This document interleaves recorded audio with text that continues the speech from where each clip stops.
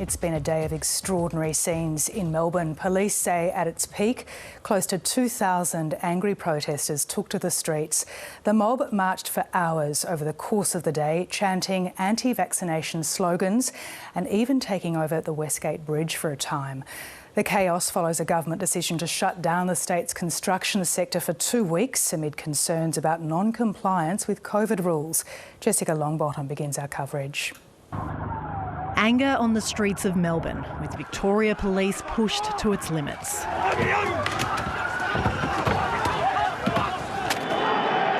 The city's lockdown streets were taken over by fluoro-clad protesters.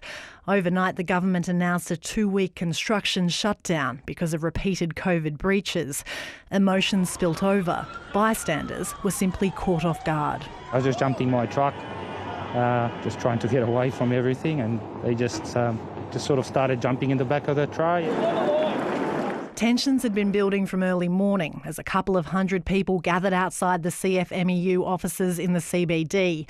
Riot officers sent those in fluoro a strong message, but demonstrators refused to leave. Every day! We are the union. We've been betrayed by our leader. We did nothing yesterday more than we've been groomed and encouraged to do, to fight for fair and fight for freedom. The media also became a target. As the crowd swelled to more than 1,000, they marched towards State Parliament. Police vehicles were kicked. Orange flumes filled the skyline as flares were set off. You want to take the vaccine? Go ahead, mate. Take a litre of it, but don't force it on the rest. 7 people have taken over Australia. I appreciate your views, man, and I've heard them. Medical officers. There are hundreds of police here right now. We're just near Flinders Street. It seems like they were ready to confront the protesters. The protesters have just, though, continued round the corner and continuing their march of the city.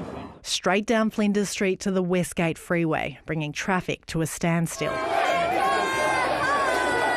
Some protesters put their lives in danger. Others treated it as a block party.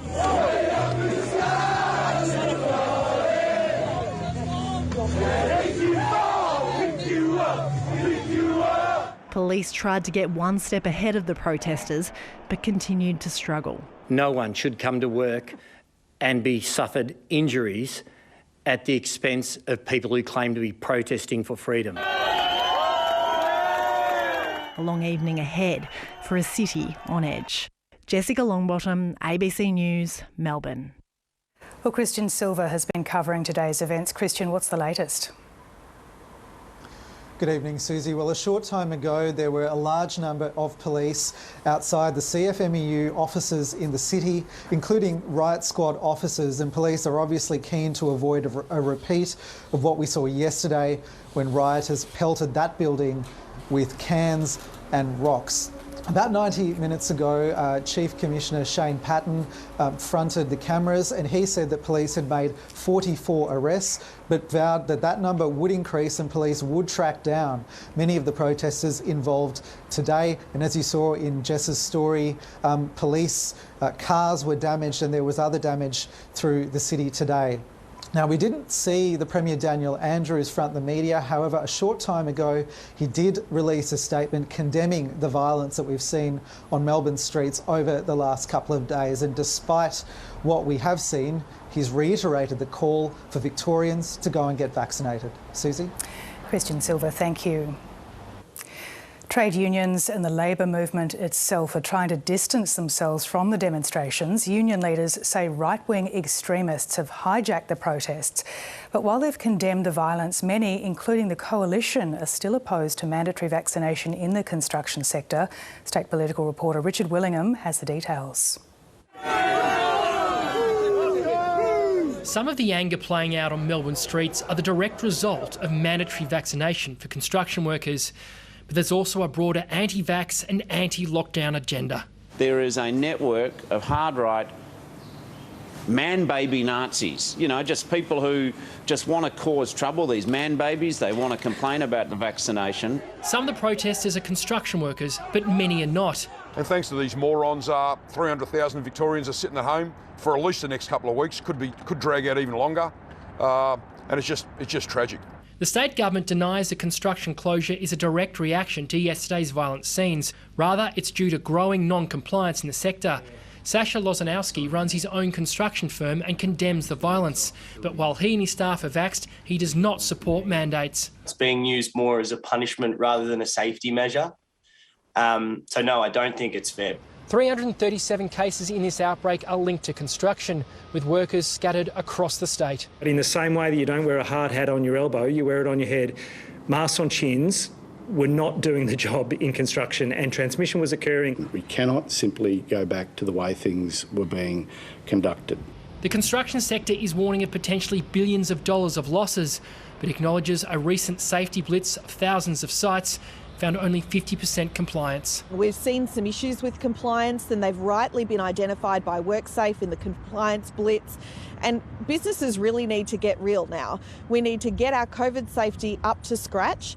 The coalition, both state and federal, have slammed the protesters, but also the decision to shut construction. It also does not support mandatory jabs for the sector. Encouraging people as to why it's so important to get vaccinated is not threatening them or berating them. It is telling them the truth about how important vaccines are. Punish the people who have broken the rules, punish those who are irresponsibly engaging in violent protests, but don't punish the law-abiding. The events of the past 2 days have been distressing for many Victorians. It's a sign of the simmering tension in the community and the great challenge the Andrews government must face on many fronts. Richard Willingham, ABC News, Melbourne. Victoria has again recorded another high number of new COVID cases today. There were 603 new local cases recorded. That means there are now 6,000 active cases in Victoria. Sadly, another death has been reported, meaning there have been 13 deaths in this current outbreak. But vaccination rates in Melbourne hotspots are on the rise. Margaret Paul reports. In a car park in Campbellfield, about 150 people are getting vaccinated today. The clinic can't keep up with demand. I'm happy that it's gone from us trying to convince everybody to people now becoming a bit more proactive and responsible for their health. And quickly, the vaccination rate is growing faster here than anywhere else in the state. In Hume, first dose coverage has grown 9.5% in just a week. And the scale of the outbreak here is motivation. Today there were 242 new cases in this area. Doctors have seen COVID cases in homes on the same street as the clinic. People have seen how real the COVID infection is, and it's encouraged people to come and get vaccinated to protect themselves and their family. It's also encouraged easier access to vaccines in local hubs that are culturally appropriate. I'd much rather these interventions had happened before we had 50% of the state's cases concentrated in our municipality and in the wider northern and western suburbs, but better late than never. While the vaccination rate here in Hume is growing quickly, it's still below the state average. And it's a similar story in neighbouring Moreland and Whittlesea, where there are also a lot of cases. Strangely, the AstraZeneca vaccine is made right here in Broadmeadows. Further east in Bundoora, La Trobe University wants all its staff and students to get vaccinated by December. We will be requiring anyone who wants to be on campus to be able to demonstrate that they are vaccinated. So life on campus can resume. Margaret Paul, ABC News, Melbourne. And Victoria is steadily moving towards its vaccination goals. Just over 73% of eligible Victorians have had their first dose. That's higher than the national average. Nearly 45% are fully vaccinated.